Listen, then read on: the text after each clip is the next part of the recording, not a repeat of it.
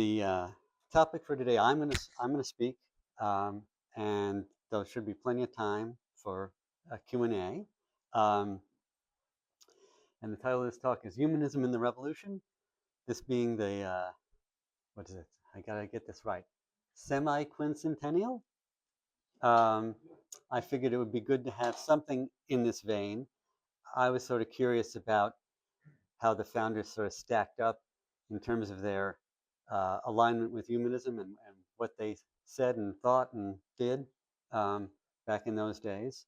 Um, and you might ask, well, why aren't we doing this in July?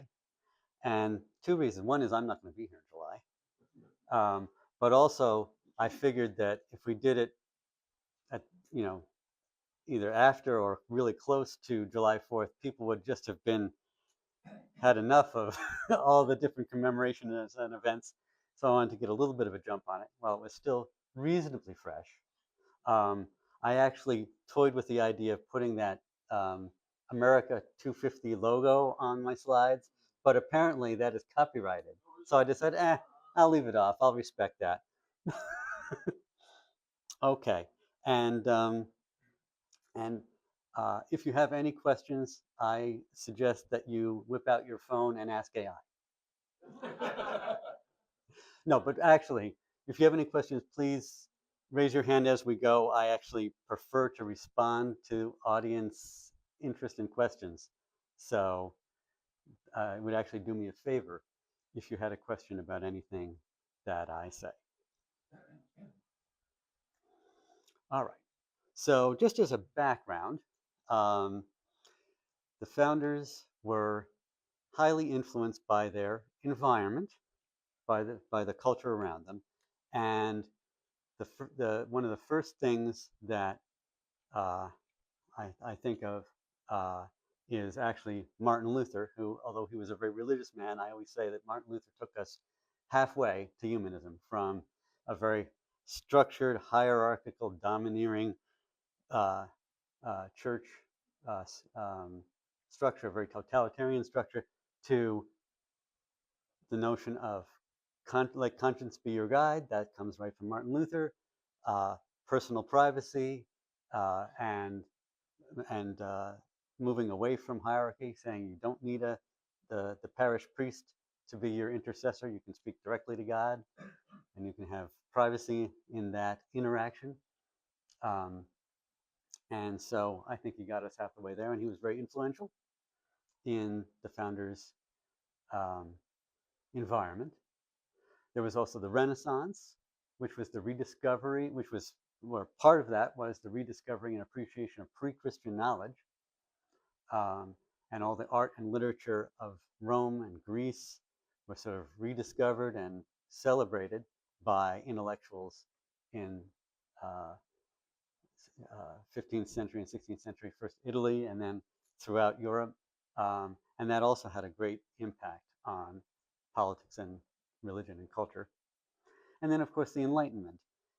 As people realized that there was stuff beyond what the Catholic Church was encouraging them to think, um, they then went completely, uh, you know, completely at liberty at that buffet of ideas, and all the sort of philosophical and cultural strains of the Enlightenment, liberalism, constitutional government, republicanism, um, the notion of rejecting uh, the nobility and the clergy, um, comes out of that Enlightenment and was very influential as well. And just the whole secular worldview really catches fire at this time. It was not a majority worldview, but it was very potent among the elites and among the folks who were the movers and shakers in society, both in Europe and in the colonies. Um,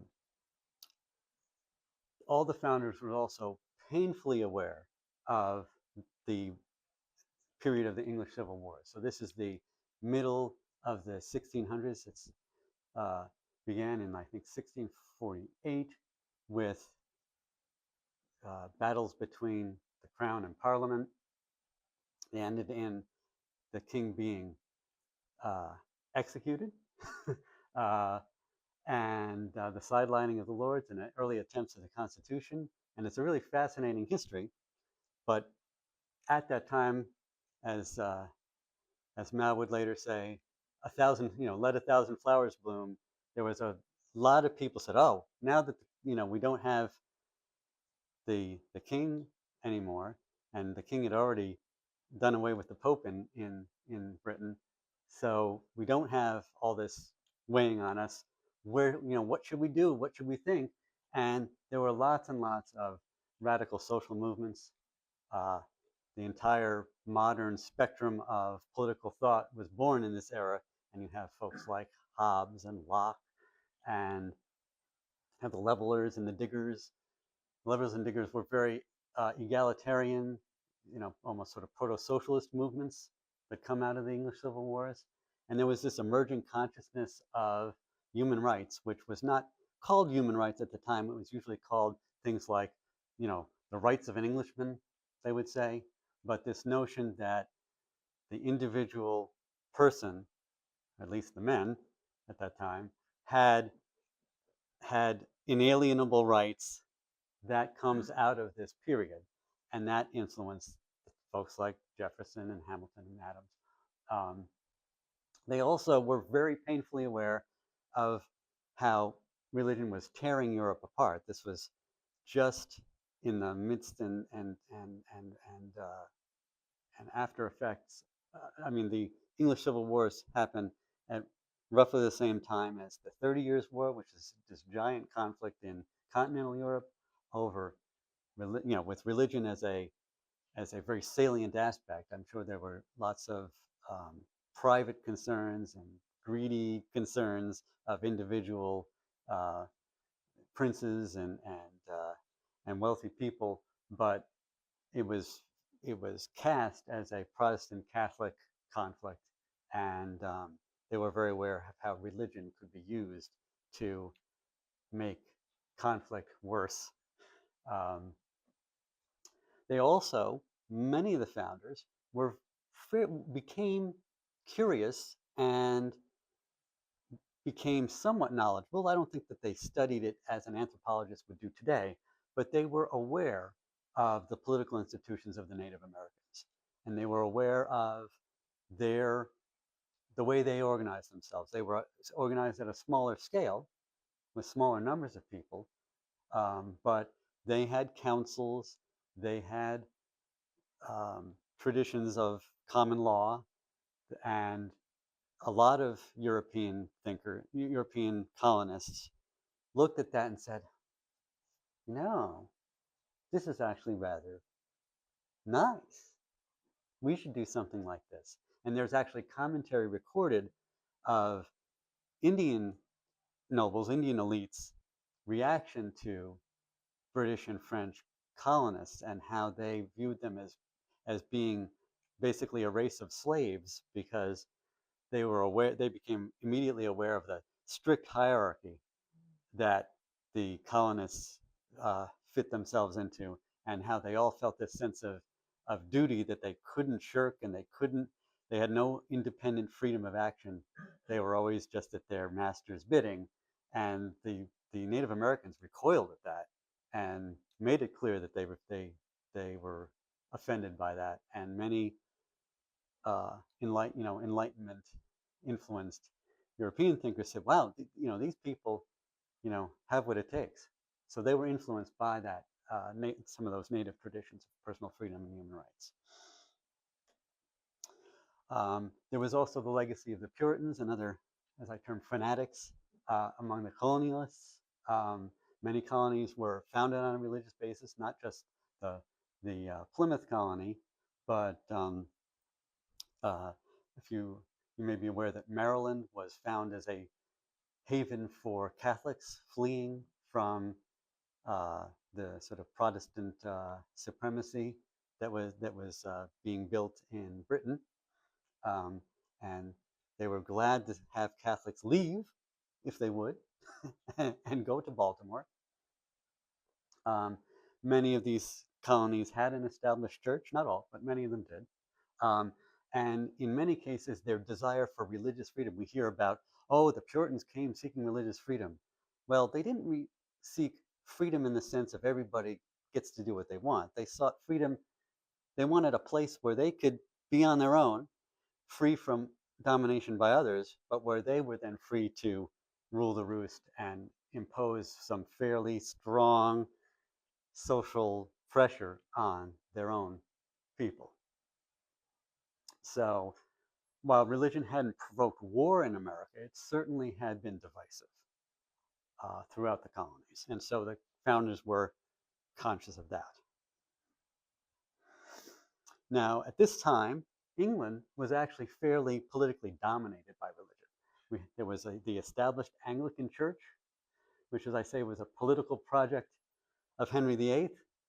And he'd already spent, the British monarchy in one form or another had spent 240 years, so it's almost as long as our history now, since the Tudors, trying to make their break from the Pope stick and achieve some degree of uniformity. They were very unsuccessful at that. There was sort of a flip-flopping back and forth between Protestantism and Catholicism as different monarchs of professing either of the two faiths followed each other, and there was just tumult within Britain because of that. And even things you may have heard, things like the Gunpowder Plot and these various uprisings and stuff in Britain, those often had a religious character behind them. And of course, the Anglican Church is, as Episcopalians are still today, is sort of this odd, mixture of what they refer to as high church and low church, where the high church is much closer to the old Catholicism and the low church is much more Lutheran in its character. And then outside the Anglican Church, you had the Catholics who still wanted to be faithful to the Pope. They were still kicking around Britain, and there were the so-called dissenters, the non-conforming churches like the Quakers and others who were outside of the Anglican communion, but on the more Protestant and revolutionary reform side. And this was all stirring around in Britain, but the Anglican Church had the political backing of the crown and most of the nobility. And so it was a prerequisite for holding office. You couldn't even matriculate at Oxford or Cambridge or other universities without confessing faith in the king as sovereign of the Anglican Church. And 90% of the population was at least nominally Anglican. And obviously, many of those people were just, okay, that's the way it is. I'll just go through the motions, but it still was very dominant and it was very salient in just everyday life. However, attendance rates were falling through the 1700s, down from estimated to be about 3/4 to 1/4, which is a really big drop off. And sociologists attribute that to not only this fracturing of the Protestant Reformation, but also the migration to cities and people leaving the parish where they grew up and where there was social pressure to remain, and now they're in London or Liverpool or Leeds, and they don't have time for that. They're working in a factory for 15 hours a day, whatever, and so they're not going to church and they're not really involved as much anymore. So contrast that with America. Early America was much less religious. So in the Revolutionary period, less than a quarter of adult colonists were members of a church. And the factors that make them different include things like the migration experience itself. Again, you're leaving your previous social context, and nobody, remembers, which church you belong to and keeping you there. There was also, they got to America, There wasn't much religious infrastructure. People were starting to build churches and stuff, but there wasn't the structure that they had back home. There was a lot of diversity in many of the colonies, so they didn't immediately have to fit in with any particular group, and that led to a lot less um, uh, church alignment. And then, of course, there's the Enlightenment. That was a significant factor, particularly among the elites. Um, but I don't think the average man in the street was, reading Hobbes and Hume and going, aha, I'm going to stop going to church. So, just as an explanation, America, quote, got religion a lot later on. Um, there's the, historians have this classification of three different periods of Great Awakening.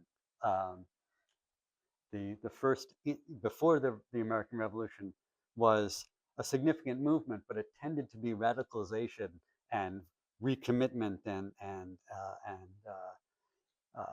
deepening of commitment within existing church groups. They weren't really that evangelical at that point.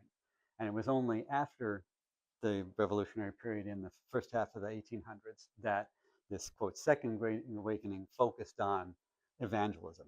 And you get the camp meetings like Ocean Grove, and you get the big revival tents and all that stuff. That's later than the revolutionary period. And then they even think, historians even uh, have named the Third Great Awakening, this period, the century after that, where church attendance keeps rising. There's still a lot of domestic missionary activity with all these preachers riding the circuit and trying to get people interested in religion. And membership rises to 90% in like Gallup surveys in the 40s, 50s, 60s. 90%. Now, likely in truth, it's really more like 60% as people answer surveys like the way they think they should be or think other people expect them to be rather than giving the true answer. But still, a really high watermark. That, 1950, 1960 is considered to be the high watermark of religion and religious identification in the United States. And we're recovering from that somewhat, but we have a long way to go. All right, so I found these interesting word clouds. So there's nothing, when you look at the Declaration of Independence, this is just, the words in it. You don't see words like, God or worship or all this sort of stuff as being very prominent in these documents. They were intentionally secular documents. That, and then the Constitution, similarly, the word God doesn't appear. There is the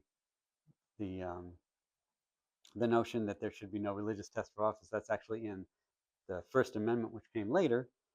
But even there, it's treated as a social phenomenon, not as something to be promulgated. Whereas in other countries and other places at this time period, proclamations would start with very prayerful language and end with very prayerful language. And these guys went out of their way to not do that. And it was a conscious choice. Um, there's, I think, I'm trying to remember whether it was Hamilton. I think Hamilton, when asked about why God wasn't mentioned in the Constitution, he jokingly said, "We forgot." But it wasn't an accident. And just, oh, yeah.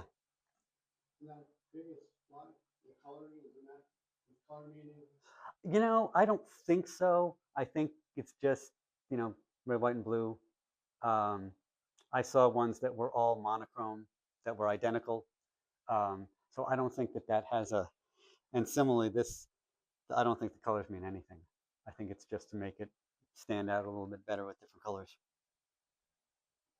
Any other questions so far with this?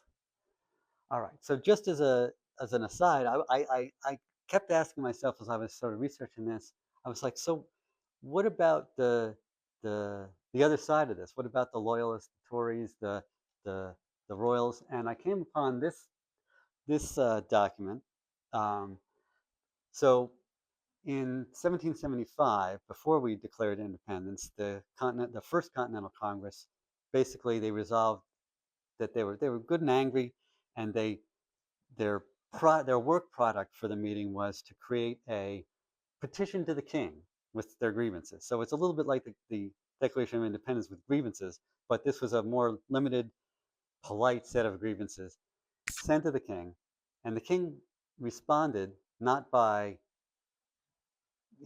direct response to those grievances, but by this royal proclamation, which basically says,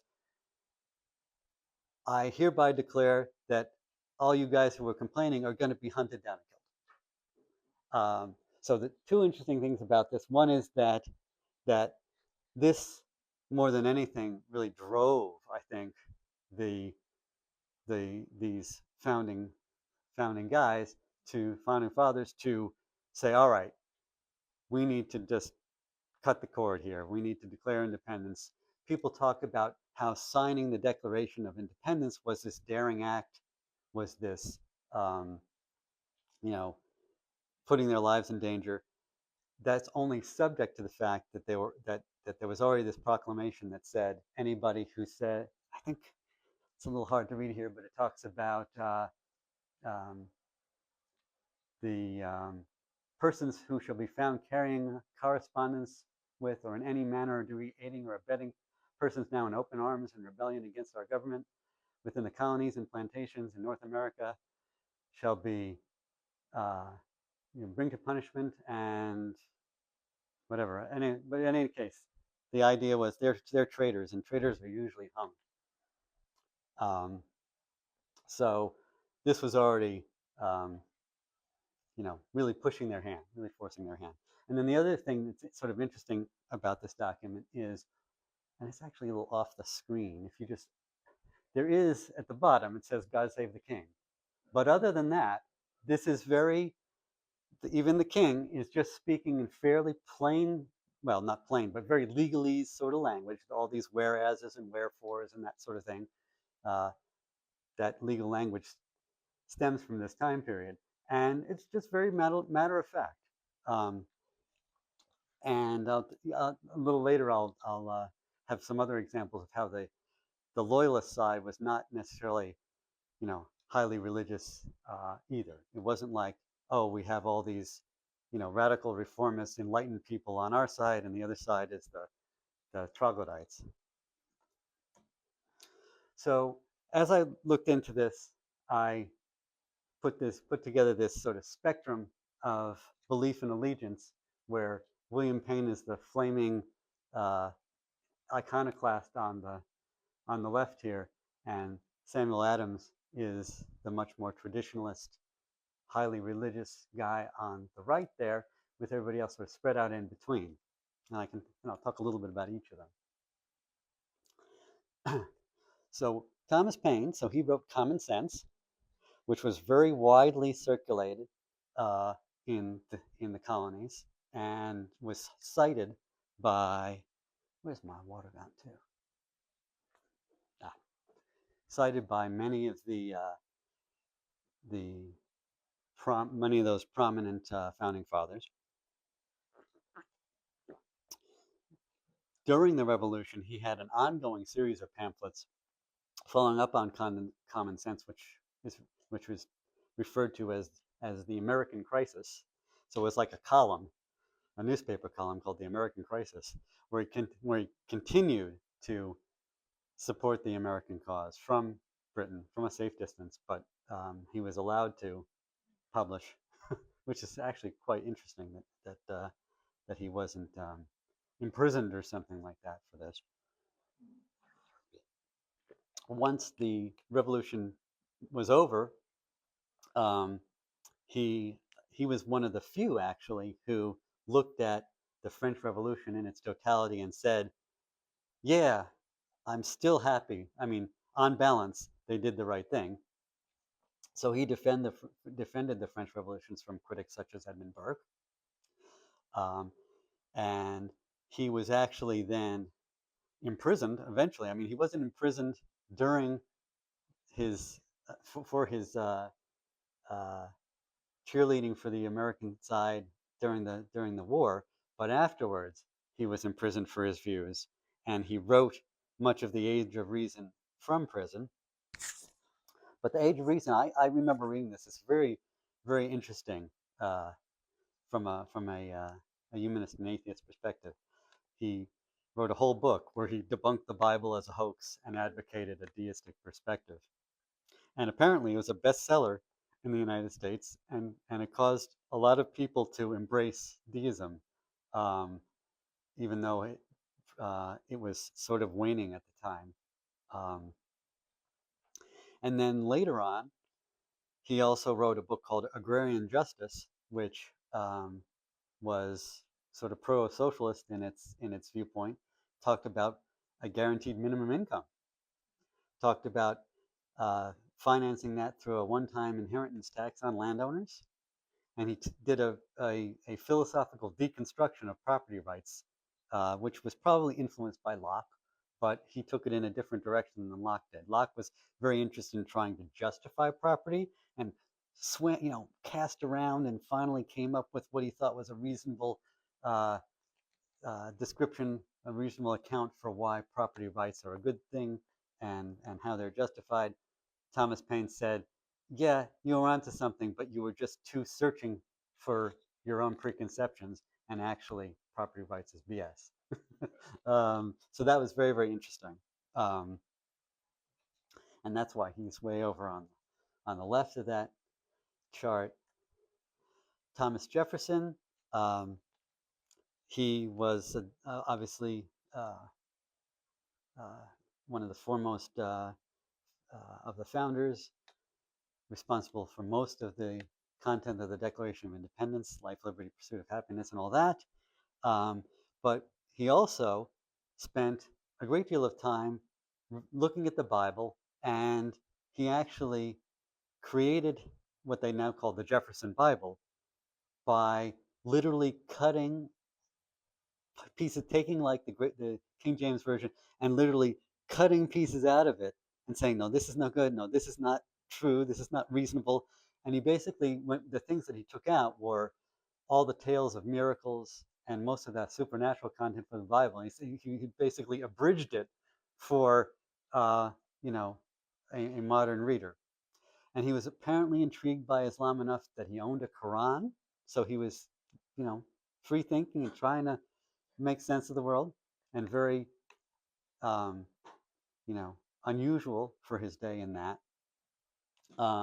He definitely wrote and spoke in the various forums like the Continental Congress and the Constitutional Convention against centralized power. He then became sort of estranged to some degree from Hamilton and the other Federalists, and he along with Madison formed the Democratic Republican Party, which was sort of more, I wouldn't say it was as much a left right, but it was a decentralized states' rights movement as opposed to the more centralizing, federalizing views of Hamilton. So even though he was opposed, to centralized power, lording it over him, he did devise what he called the panopticon. So this was a notion. It was theorized by this other fellow whose name is escaping me now, but he actually like did an architectural design for a prison where all the cells could be monitored from a single tower in such a way that the prisoners in the cells couldn't really tell they were being observed, but one person could be looking around. So panopticon is, seeing. It was an all-seeing station where you could monitor all these people. And he also designed his Monticello plantation to be such that he could more easily, oversee what was going on uh, and have greater control over his overseers and the slaves that they oversaw. So, it seems ironic to me that somebody who claimed to be very much against centralized power in the federal government was very interested in imposing that in his little bailiwick of the world. And he, of course, was a proponent of legal liberty and equality, but only for white people. So he's a mixed bag, obviously, and very self-conflicted. But because of the more daring and unusually enlightened and humanist thoughts that he had and wrote down and contributed, I put him pretty close, on the leading edge of things. Then we have James Madison. He was another Continental Congress guy and very involved in the Constitutional Convention, not only a delegate, but he helped organize it. He was author of many of the Federalist Papers, a good third of them or so. There's like 88 or so, and he wrote like 30, 38 or so of the Federalist Papers.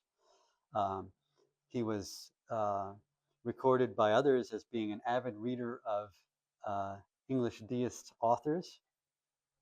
He believed in religious liberty and advocated for the disestablishment of the church in Virginia and the removal of state-sponsored institutions, the removal of taxation, because in those days the state collected taxes and gave a portion of that to the established church, and he was against all of that. He also, early in the country's history, opposed the appointment of chaplains for Congress and in the armed forces. Of course, he didn't win that battle, but he thought that they were exclusionary and would lead to political infighting. So, which he was probably right about. Um, but he was a very progressive and unreligious guy. Then we have Ben Franklin. He was also involved in the Continental Congress and the Constitution. Plus, he was, in his own right, a fairly eminent scientist, experimenter, and inventor. He published in the British journals of the day, even from America. He would send his letters into the societies and get published, and had great influence, and is still, um, you know, admired and recognized as having made significant contributions to our understanding of electricity uh, and uh, and and wider things. There's a great little museum in Philadelphia dedicated to him where they have a lot of his little contraptions that he designed. I don't think they have the originals, but they have like reconstructions of some of the things that he invented. Pretty cool stuff. Um, he also founded uh, University of Pennsylvania. He founded Pennsylvania Hospital. He also founded financial institutions such as one that um, he created like a perpetuity, a perpetual investment fund, essentially like a foundation uh, in those days that would lend money to aspiring young traders at 5% interest. And he put it in his will that this should continue indefinitely. And all these things had this sort of social mission to promote human thriving. He was a very philanthropic guy. It was interesting that his son was a prominent loyalist. You may know that, and you may know that that his son um, William Franklin was actually governor of New Jersey. And so some of the things like Franklin Lakes here in New Jersey that are named Franklin are actually named for his son, the Loyalist, whereas others like Franklin, New Jersey, where the mining museum is up in Sussex County, that's actually named for Ben Franklin. So whenever you see Franklin, you have to sort of like dig deep. Which Franklin is it? But that's interesting. So Ben Franklin was raised as a Puritan, strict Calvinist upbringing in Massachusetts.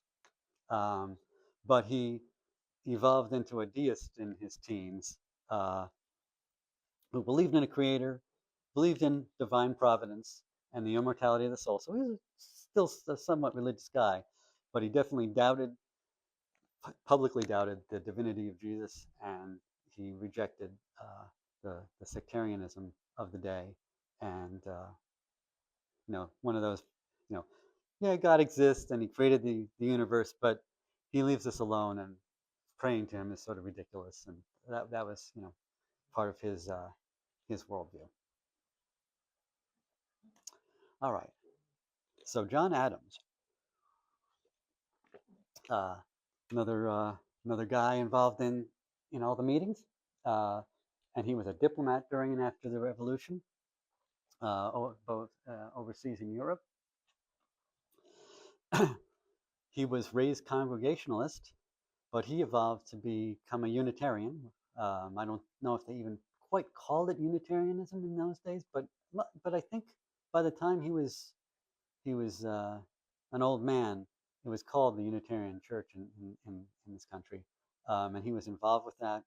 Um, so that was a rejection of the Trinity, a rejection of a lot of the dogma of the Catholic Church, and even of things that most Protestants still held dear. But he did believe that religion was a source of morality. He was a frequent churchgoer. He referred to him as a church going animal, I think, or church animal. I forget exactly the phrase, but animal was in there. That he just had the habit of going to church. Um, and he later in his life became vice president of the American Bible Society, for what it's worth. But he definitely opposed the official establishment of any religion, and was instrumental in making that happen in the founding documents. George Washington, he's sort of in the center of our spectrum. Um, Obviously involved from the beginning.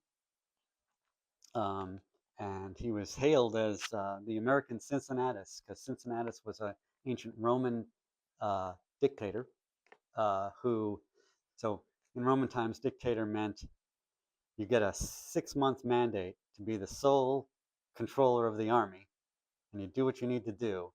But then Cincinnatus established the precedent that after your 6 months, you retire, you hand power back to 2 consuls who were elected for the year, and you go back to your farm, or you go back to your private life. And so George Washington was compared to him because he had this performance. He was an ambitious guy, but he had this performative reluctance to accept the presidency. And then once his term, when his first term was ending, he was again reluctant to run for reelection or be selected again, but he accepted it. But then after 2 terms, he was like, all right, I'm out. Uh, and he was conventionally Anglican, which became the Episcopalian Church after the American Revolution. So Henry VIII broke away from Rome and founded the Anglican Church. When we had our revolution, we broke from the Anglican Church and formed the Episcopalian Church, which is still, quote, in communion, in part of the Anglican communion. So the Anglicans have all these national churches around the world that are, quote, in communion with Anglicans um, to this day. I don't quite know what a vestryman's responsibility was, but he was a vestryman in his church, and he was involved, in his church back in Virginia. But he was always very private about his faith, and people would try and try and draw stuff out of him, and he would demur and not make any public pronouncements. But he did introduce the "So help me God" into the oath of office. That's not in the oath, but now judges tend to prompt uh, oathsayers with the "So help me God," even though it's not in the oath. But that's after George Washington's precedent, because he said that as he said the oath. And he obviously, well, I shouldn't say obviously, he also was a backer of supporting separation of church and state. Patrick Henry is the guy who said, "Give me liberty or give me death," or something similar to that. The historians are not convinced that he actually said it in exactly those words. There apparently are uh, uh, witnesses' statements afterwards that have different wording. So, for what it's, but that's what you learn in second grade history class, or what I learned in second grade history class. Um, he was one of those delegates to the Continental Congress. He signed that petition to the king, so that became sort of a death warrant. And he, in fact, helped draft that document in 1775.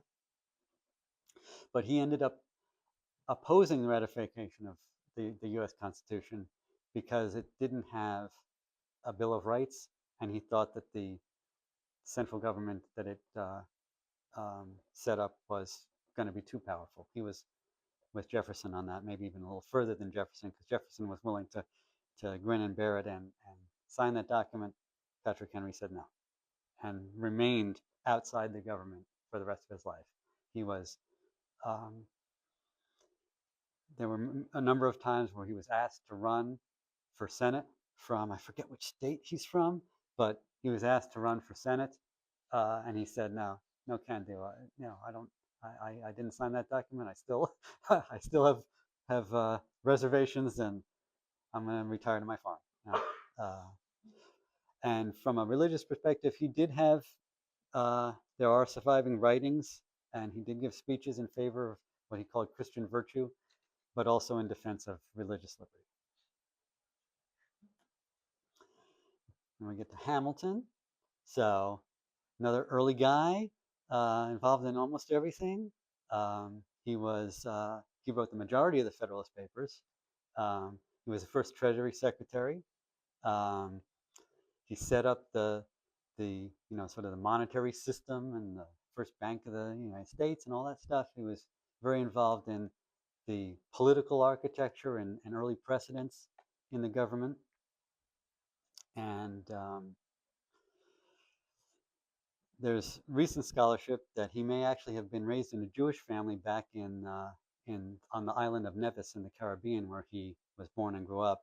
He was apparently a bastard child, as they would have said in those days, um, but and he was orphaned fairly early on. And I used to think that he was this hungry child who managed to stow away on a boat and come to America. No, no, no.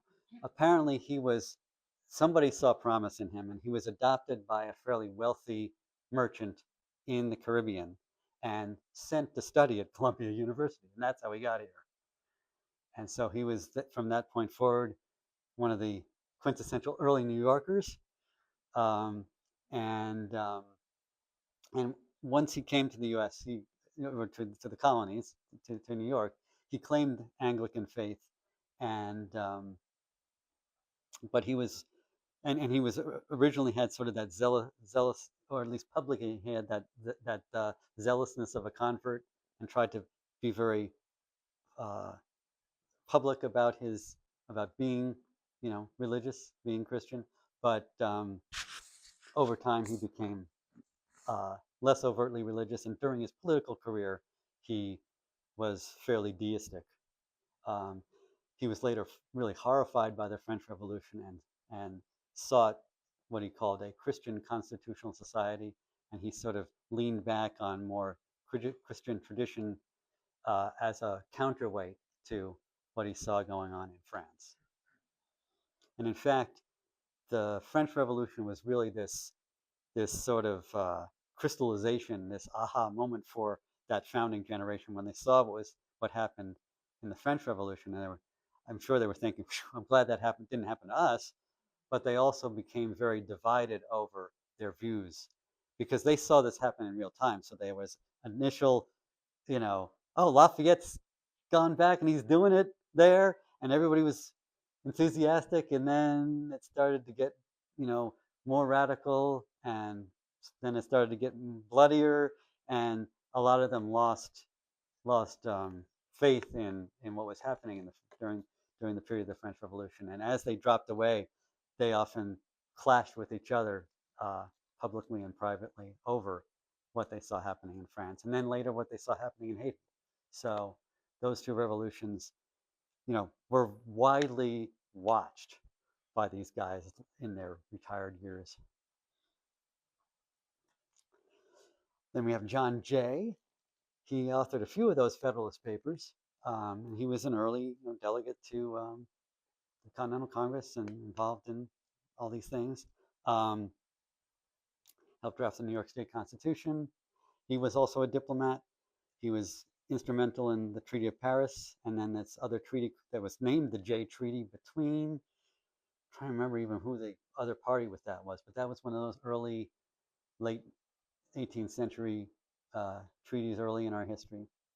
He was appointed the first Chief Justice of the Supreme Court, but he was not all that satisfied with that position, so he ran for governor of New York, and when he won, he left the court in order to be governor in New York State because he thought that was a much more useful and influential position. Um, he was a very devout Episcopalian. He served as president of this American Bible Society for the last 7 years of his life. He believed that Christianity was essential for good government and that Scripture could foster lasting peace.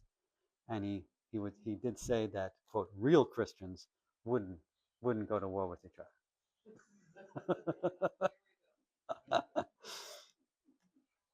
And then Samuel Adams. So you hear about Samuel Adams as one of these really early agitators against the various forms of taxation that Britain tried to impose to pay for the 7 Years' War with France. He was founder of the Sons of Liberty. He was an instigator of the Tea Party. So, I think he signed the Declaration of Independence. He was involved in that Continental Congress. I forgot to put that on there, but he was not invited to the Constitutional Convention. He wasn't sent as a delegate from Massachusetts, um, but he was a hothead. He was like the you hear about in countries in countries today these paramilitaries and militias and stuff like that. Was Sam Adams. He would have been like the breakaway splinter of the IRA, still fighting. I mean, that was this guy's MO, right? But in addition to being a hothead and a paramilitary sort of guy, he was also a strict Calvinist and Puritan, so predestination and all that. And he believed that public theaters undermine civic virtue, and he joined an effort to try and keep theaters banned in Boston after the revolution, because he really, was like, the Taliban, right? So, so that's why he's way over on the other side. Um, so I got to thinking, so what about the loyalists? Were they the religious guys of the day? And it turns out they tended to be Anglican, rather than the minority sects. The minority sects, whether they be the Puritans or Calvinists or all these other people, they tended to be fairly pro patriot because they resented the Anglican domination of the colonies in most of the colonies. Yeah, go ahead, Beata. Starting with John Adams, they're all federalists. They love this brand with England and they hate the French Revolution. Yeah, yeah. And they hated democracy. John Adams was one of the first ones who tried to destroy democracy. Or limit, yeah. The first one. Yeah. Almost successful. So Anglican, the loyalists tend to be people who were prosperous under the status quo and didn't want to shake things up. They were reasonably happy to pay lip service or be very proud of what Britain had accomplished in the world, and many of them had a fairly principled stand that saying these rabble rousers who don't want to pay taxes and who want to be independent, that's nice, but Britain is one of the most liberal and enlightened countries with the least amount of, or with the most respect for civil and human rights. Let's not rock the boat. They were tended to be more risk averse. They weren't necessarily more religious. And in fact, there's this guy James Chalmers. He wrote a rebuttal to comments uh, uh, to Paine's Common Sense, that he called Plain Truth, which sort of has a similar ring to it, that argued against independence from Britain and made all those points about how Britain was actually, would you rather live under Louis the 14th? Would you rather live in, this is, this is as good as it gets. Uh, but he was not making religious arguments. He was quoting Hume and Montesquieu and Voltaire. Oddly, he doesn't mention Hobbes or Locke, who were very influential in the same circles. But he never mentioned gods, or doesn't talk about divine right in justifying monarchy. Um, but he does praise the British form of government and says, you gotta, we have it pretty good. Don't mess around. So I'm going to try and wrap it up. So some general conclusions. Religion was used by both religious and um, governmental, politicians to justify and motivate both sides in the conflict. And similarly, Enlightenment ideas and talk of civil rights and stuff like that were used by both sides to motivate their supporters. And faith was being challenged or ignored or sidelined in the 18th century without secularism becoming a big fault line. There were these big wars in Europe over Catholic versus Protestant, but they never became wars of, you know, Enlightenment thinkers and secularism versus religion writ large or Protestantism or Catholicism in particular. And I think it was a small enough movement so far, um, and so it didn't become salient enough to be a political fault line. But also, I think dominant religions were not threatened as much by atheism as they were by dissenting faiths, because dissenting faiths would actually take members from their churches and form competing churches, whereas the the atheists were basically, uh, you know, tune in, turn on, drop out, and not challenging the authority of the dominant religion. Um, so, um, and also most people who we would think of as being fairly humanist today claim deism rather than agnosticism or atheism, and that's sort of understandable. As I say in my Darwin Day proclamation, in those days, these folks didn't have an alternative explanation for the natural world, or how we got to this state. They didn't have geology. They didn't have the theory of evolution. So they just sort of said, "All right, fine. There's a God who started it up, but I'm not going down on my knees, and I'm not listening to what you say. You think God said."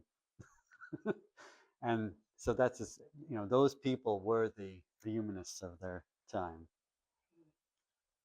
Uh, so the founders included people who were committed Christians, but independence was a secular project with largely humanist aims, which were human rights, limited government, checks and balances, and as it says in the Constitution, promoting domestic tranquility and the general welfare, preventing domination by one religion over others, promoting freedom of conscience and freedom of action. And we began in a Christian society, but it was not explicitly a project to promote Christianity. And this is at a time where other other governments, particularly monarchical governments, when they would make a pronouncement of some sort, it would be all totally filled with flowery religious language, and they would claim to be conquering something in the name of God or in the name of Jesus or whatever it would be. Um, and this was a very different thing. And so when people say, we were founded as a Christian nation, that's really far from the truth. It was a Christian environment. And most of those guys would say, "Oh, yeah, I'm a Christian." But they were not anywhere close to the evangelists who are trying to distort our history. So that sort of sums this up. I guess I can go back through the slides if we need to. But time for some Q&A?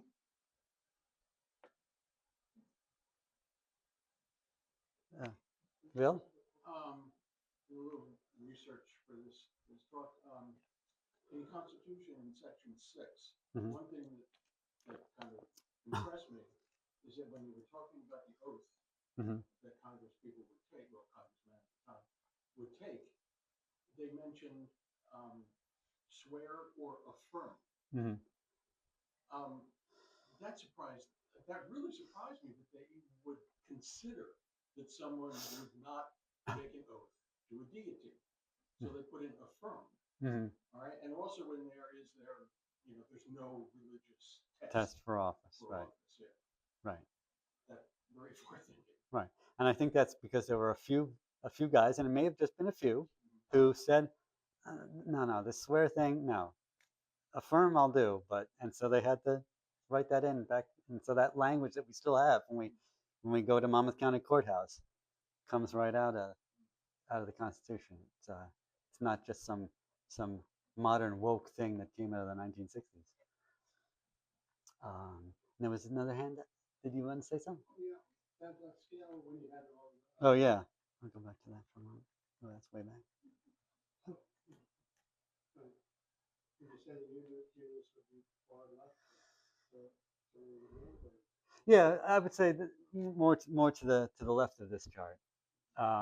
These are people who were really fed up with organized religion and were very doubting and had a secular worldview. Whereas on the other side, that they were still very fairly orthodox in their Christian worldview for their day. Yeah, go ahead, Laura.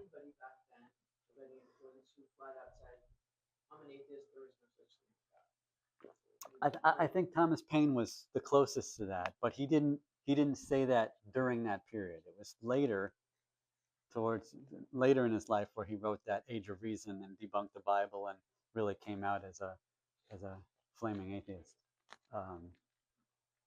But he has some really interesting choice words about the virgin birth, debunking the virgin birth, and basically saying, Mary must have just gotten knocked up, and this was just a way to cover her tracks. So, pretty irreverent as well as being a thorough debunker. Go ahead. 250 years later, why the persistence, of the religion and the government trying to sneak in again or something? Yeah, well, I think it's that that business about we got religion later, so in the time frame it wasn't that radical. People who acknowledged that the framers of the Constitution were fairly secular worldview. Um, some people look at that and say, oh well, they must have been just outliers. They must have been this cabal of secular people who were trying to foist this secular system on an otherwise God-fearing country. Nothing could be further from the truth. The whole country was sort of where they were, and the country become much more religious after that period. There was this series of religious movements of all sorts of varying stripes, some of which are consigned to the dustbin of history, and others are still very influential to this day. And you got the the famous burned over district of New York, which was called burned over because there was so much fire and brimstone preaching going on, with these itinerant preachers just going from town to town and telling everybody they were going to hell. Um, and so you got all sorts of interesting movements coming out of that period. Some of them were actually fairly liberal and radical, and some of them were very conservative, and some of them were just totally perpendicular to everything else. So you had people who believed in celibacy, and you had people who believed in free love. You had people who wanted to have local communism, have basically a commune, and you had people who were founding joint stock companies, and it was everything under the sun was going on in that period of the early 1800s. Were there any Christians who believed in free love? I think some of those free love communities were not anti-Christian. I don't think that they had as part of their main ethos rejecting Christianity. They just believed that marriage was not fit for purpose, and they actually discouraged some of these communities actually discouraged women from identifying the father to their children, and they wanted to raise children like in a communal setting. It takes a village, and they really didn't want people to have. They thought of the family unit as being a source of jealousy and and discord in the larger community. They wanted the larger community to be the unit and not the family. I mean, this was a very minority opinion, but there were a number of communities that formed on that basis, and sometimes they'd be chased out of town and had to go somewhere else, closer to the frontier. But there were communities that did that. They were right here in the phalanx. Were they were free lovers too? Okay, I wasn't sure about the Fourierists. Yes. Okay, Right here. yeah, yeah. I actually have a picture on my phone which I could have put in, but it's a little far afield from the presentation. There's a plaque still on Phalanx Road, um, and it says North American Phalanx, and it talks about how it was just right there. Yeah, and there's even a neighborhood nearby of fairly well-to-do houses, and the street is called Utopia Drive. Yeah, go ahead. I'm sure you heard of the saying, there's no atheist in foxholes. So combat has a lot to do with the perpetuation of religion. So, well, religion gets used. It makes things there's an afterlife. Yeah, yeah. Although there are certainly there's actually a small like humanist group, and I don't know how active they are, but there was this group that we used to donate to uh, and take collections for called Foxhole Atheists, and they were an atheist group within the army. There was this guy. It was led by this guy named Jason Torpy, and I have not. I should follow up and see what if they're still active, what they're doing. But there are committed atheists who are in the military and not worried about their afterlife. But it is definitely true that religious people will make the claim. I mean, it's basically um, an aspersion cast. It's an insult to say, "Oh, you atheists, if it came down to it and you were threatened with death, you would recant. You don't really believe that deep down. You're just posing." That's what they're trying to say with that comment. Go ahead. There's a movie out now called The Great Awakening. Have you seen it, or has anyone here seen it? Oh. The synopsis said something about Ben Franklin, mentioned Ben Franklin as well. I was just wondering if it was propaganda or if it was historical. It's propaganda. Oh, okay. I mean, it was interesting. They did it interesting for the first time in that kind of genre of film that they have. They sneak in and say, it gets all these ratings. 98% said the critics or somebody. But it was well done, I have to admit. But man, you can see it's a fabrication. Yeah. I mean, I don't know if it's like funded by some evangelistic group or not. Oh, it very well could be. I mean, but they toned it down to actually make it make sense in a certain way. Right. They're a little more subtle than the Last Temptation of Christ or something like that. Okay. Or Ben Hur or one of these things. Yeah. Okay. Yeah, I'm unfortunately I'm not well. From my perspective, I consider it fortunate. I'm not really a moviegoer. I just can't sit still for that long unless it's really important. um, but um, but thanks for that mini review. Um, any other hands? We can be as freewheeling as we want about this.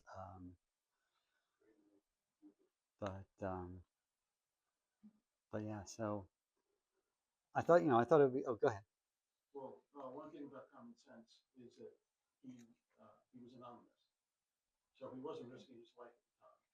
All right, and it was yes. Oh, and maybe even that column was anonymous. Well, I mean the pamphlet. Right. Yes. No, but I mean that the American Crisis may also have been published anonymously. That I don't know. Although, if the king wants that to stop, he can go to the publisher and it's like, presidents today will go to the news organization, try and get them to uh, uh, divulge their sources and stuff like that. Right. Yeah. Yeah. And you mentioned, and I don't remember the name of the person who came out with Plain Truth. Oh yeah, that James Chalmers guy. But he did not mention um, the divine status of the monarchy. Right.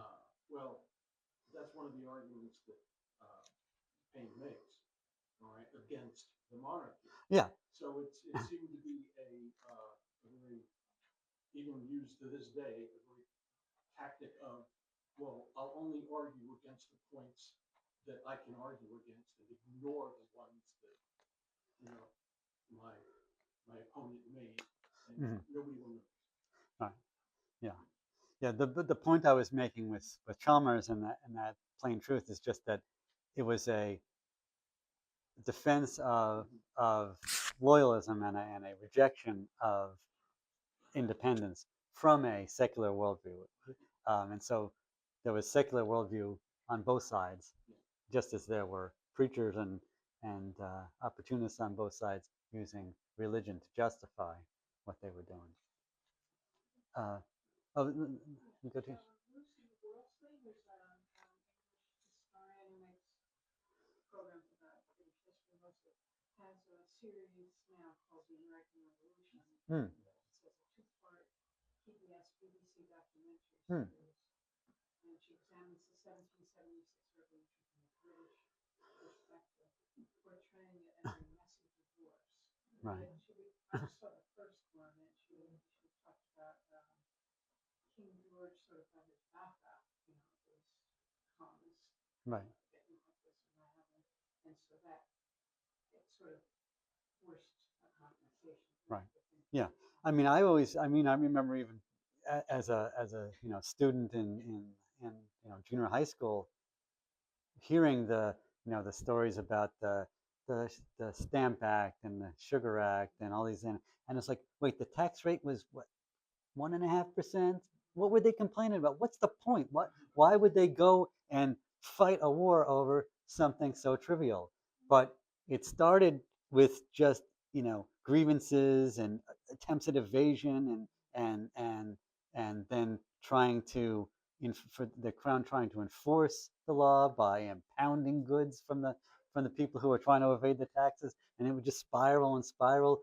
And by the time you got to that proclamation, he was basically saying, "You guys are dead to me," and that made it difficult for them to come to any sort of agreement. They were then sort of forced into the most radical position possible.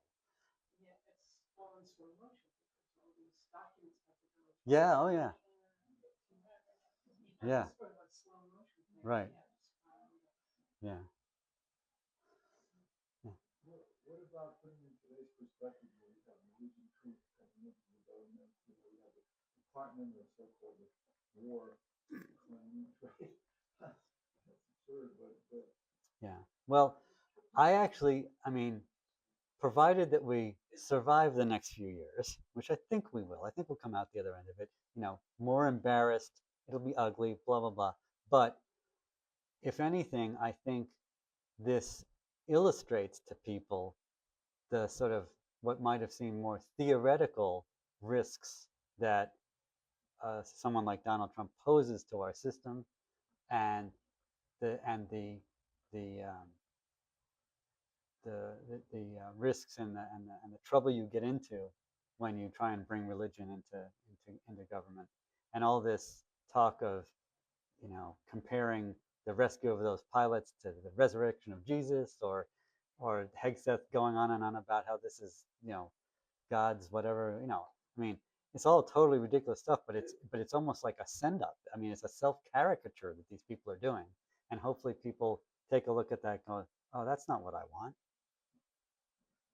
And if that doesn't move people to say that's not what I want, I don't know what would. So maybe it's a salutary example. Maybe people will react negatively to it enough that that'll be our lesson for this generation, and we won't fool around with it for another 40 years. But it does seem to be that people need to be reminded of the dangers of things in every generation. They don't look at history. They don't think it applies to them anymore. They think they're immune to various things, and then they step in it again. But it seems like there's a religious revival going on among young people. They seem to be gravitating towards. Well, I think there's sort of a split. I think there's a revival, a religious revival, at the same time as there's a drop off and tuning out, and the rise of people who say they have no affiliation with any particular religion. I think it's just it's a I there's a period in the 1820s, early 1820s, when the Federalist Party was really going by the wayside, and uh, and James Monroe was basically elected completely unopposed in 1820, and it was referred to as the era of good feelings. Well, we're all together now. There's no dissension. There's no polarization in the country. We're now in this very polarized moment. So I like to call it the era of bad feelings. We're in the era of bad feelings where in polls, people, Americans when polled, are the least sanguine or most aggrieved at their fellow Americans as they've ever been. So when people are asked, do you trust your fellow American, or do you dislike your fellow American, or do you think your fellow American would be a good person?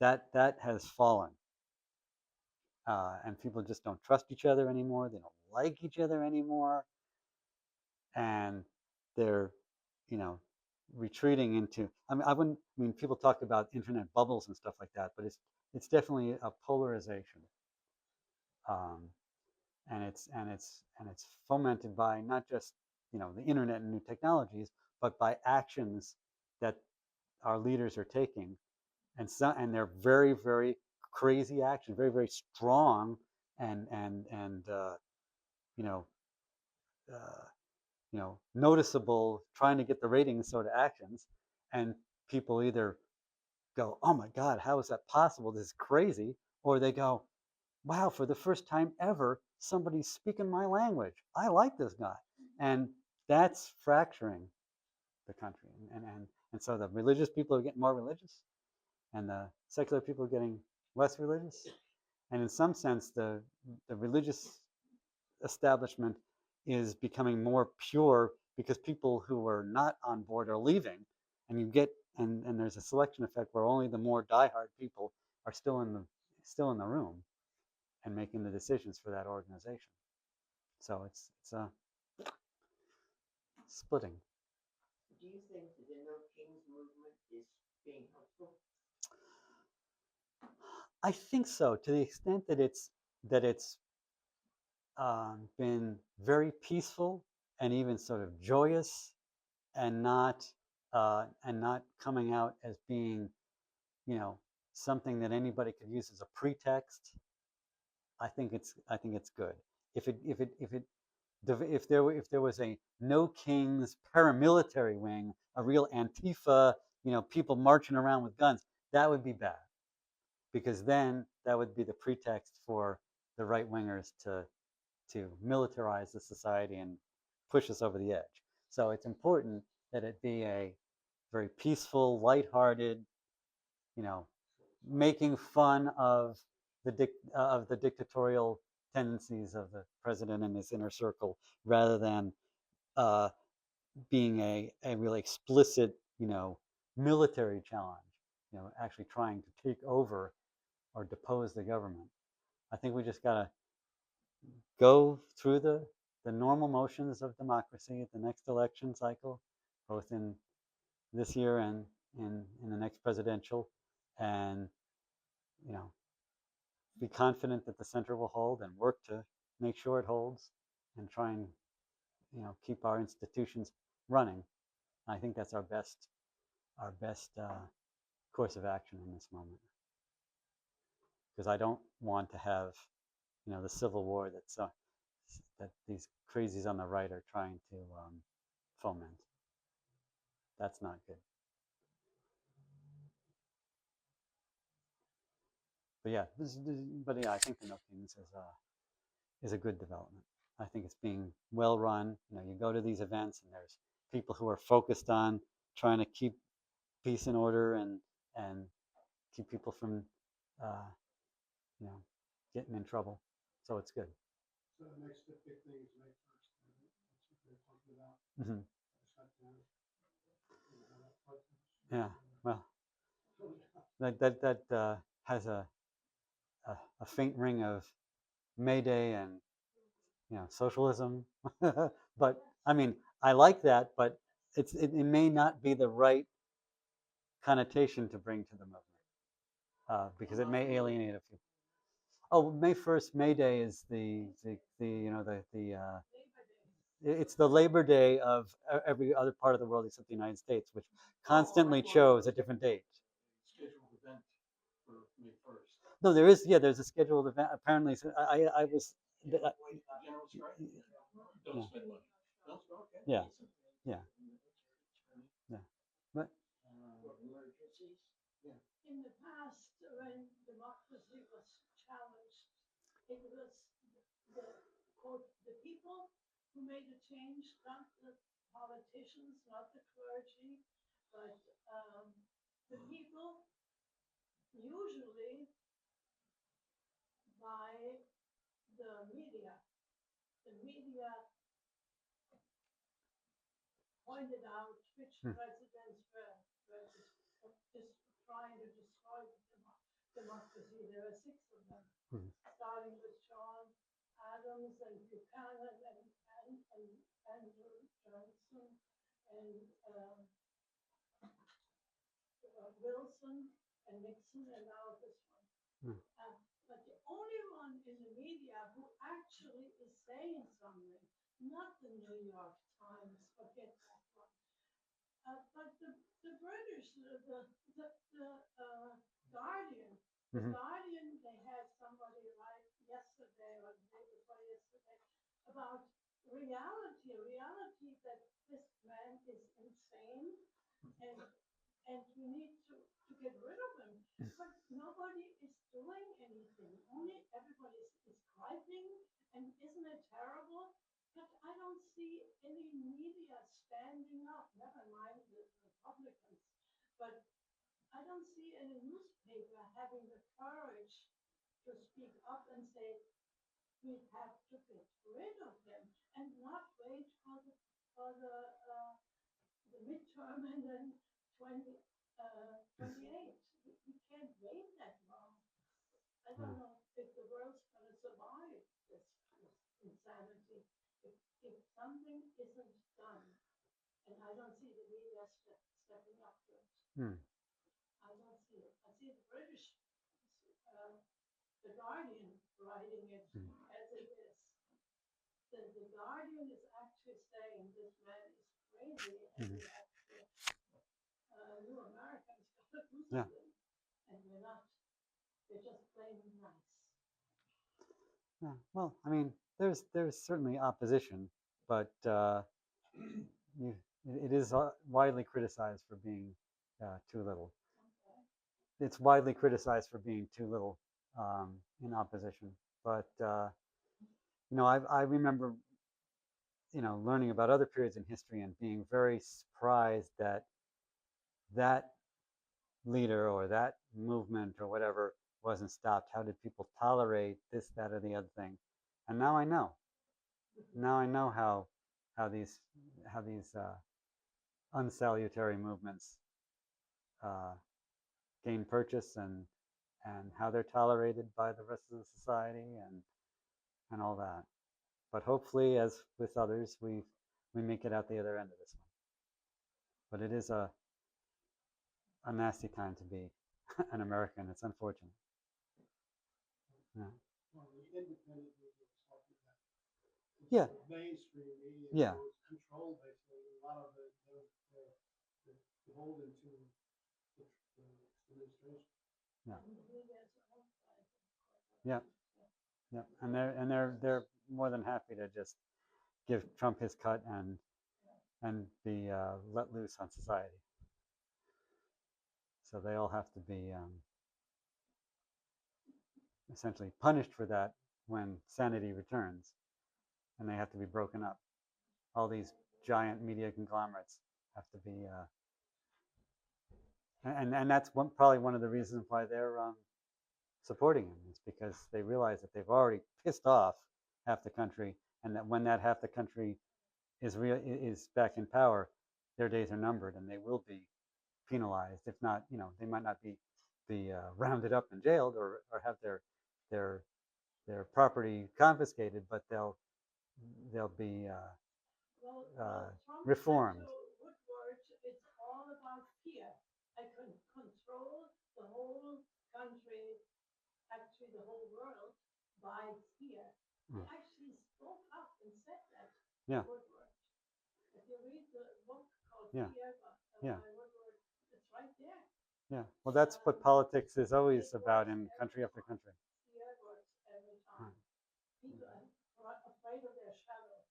Yeah. I see very few people who are truly courageous.